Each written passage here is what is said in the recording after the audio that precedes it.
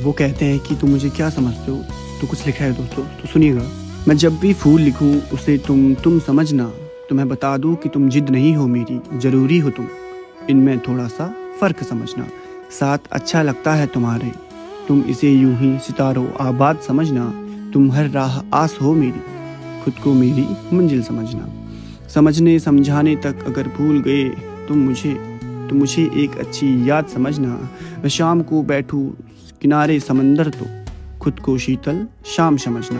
मैं खुद को वीरा जंगल लिखूं तो खुद को तुम पूर्णिमा की चाँद समझना। मैं कहता हूँ कहते रहता हूँ, मैं जब भी फूल लिखूं उसे तुम समझना।